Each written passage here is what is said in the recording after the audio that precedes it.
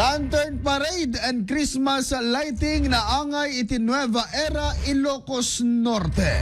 Adtoy man ti report iti damag lokal. IFM News. IFM News. IFM News.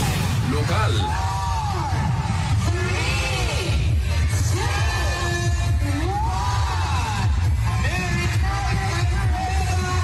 Naglalaban dagiti barbarangay iti Nueva Era, Ilocos Norte iti naangay a Lantern Parade and Competition iti nasa unga ili. Dito'y nagbibinaluban dagiti barbarangay ken dagiti pagadalan iti elementarya ken sekundarya iti ili ti Nueva Era. Ibakita dagiti nagasalip ti laingda ng bukal ni dadakkel a lantern ket may naig iti daytoy ket nagbali na guest of honor speaker ni Marcos Mayor Antonio Mariano ngayon panakkel ni Nueva Era Mayor Attorney Aldrin Garvida. Mag-enjoy tayo men, ikataymet din natin magbagi tayo, akong plata ito manen, at servita ito manen, para di kakailian tayo.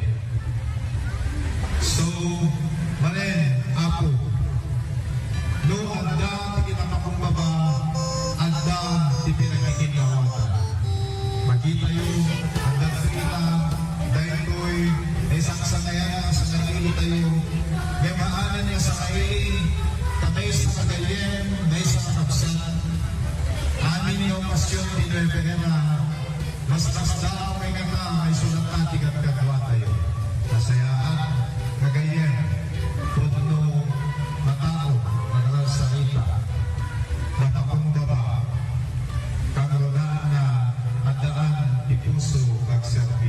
Basta awit na niya mayor niya mayora. Nasalunan lagi dito papagiging ako umaya nomay